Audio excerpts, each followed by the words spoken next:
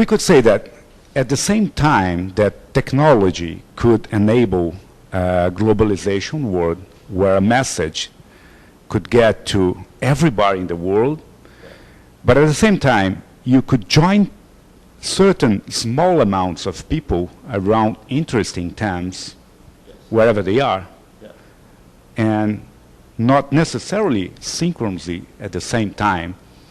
And so sometimes that would be hard to get to these people on the mass media.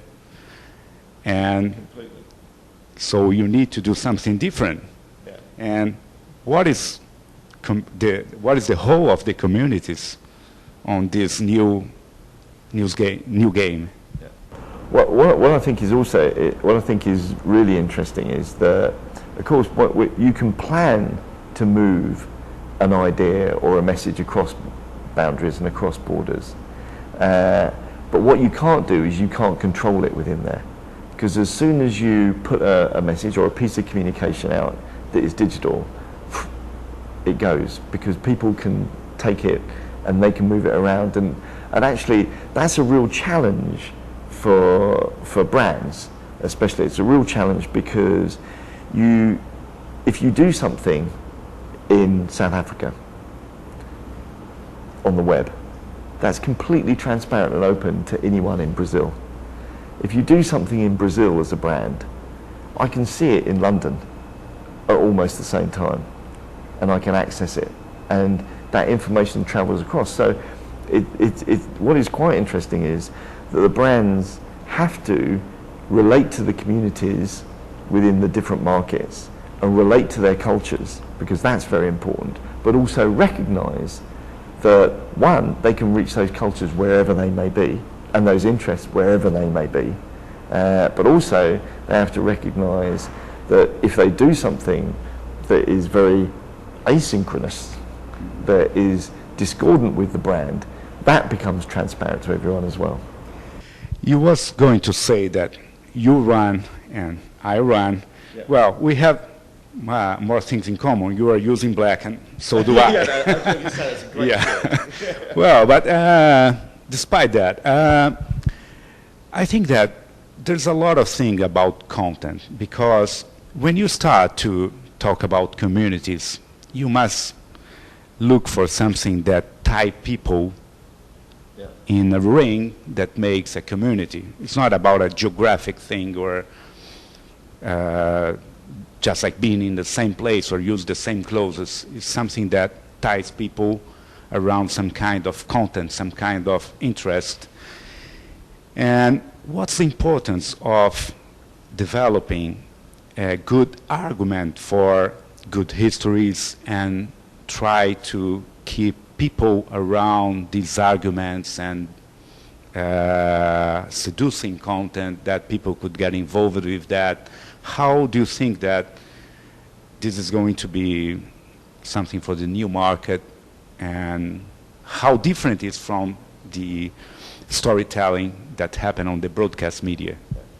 I think it's phenomenally important, and actually it's the new mass media. And there's a great example, which actually, using the running example, is a campaign we worked on with Reebok for Run Easy.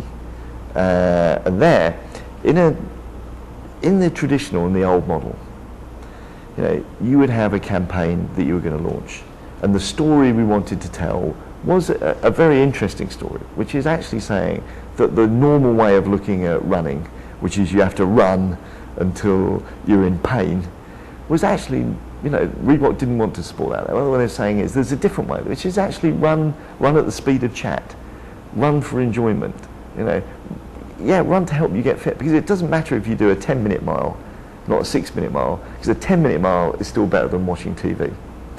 So we had an interesting opinion, an interesting story we wanted to tell.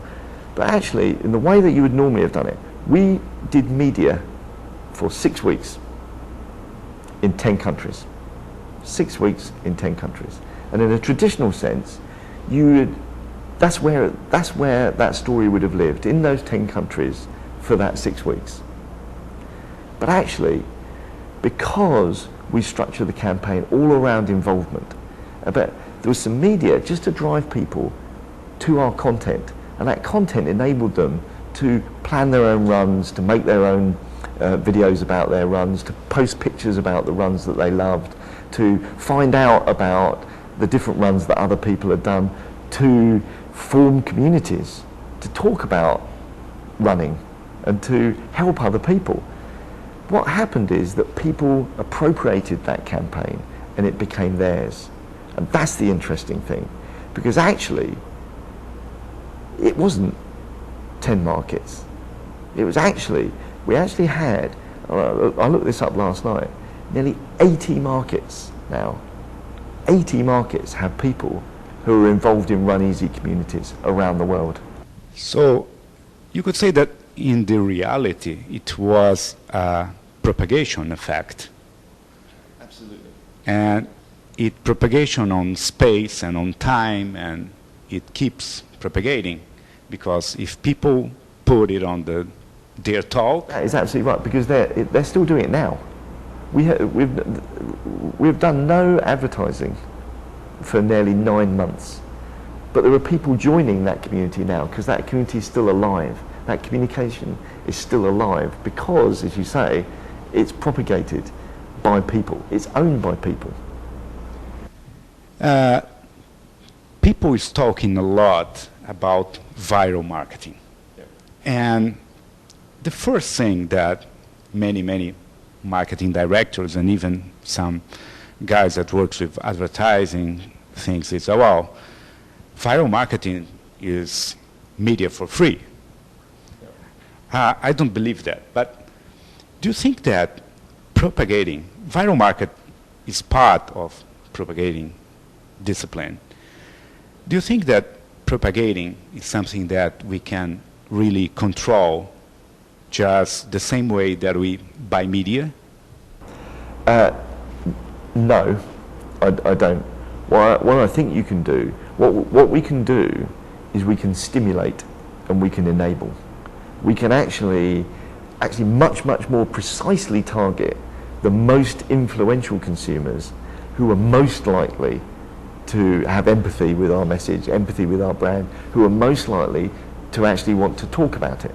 And we can very precisely and efficiently target them and actually give them tools that enable them to participate in the brand and to share, because that's very important. So we can stimulate that. Now, once you've got hold of it, you can't actually control it. You can't fence it in, because, as I say, people will spread it.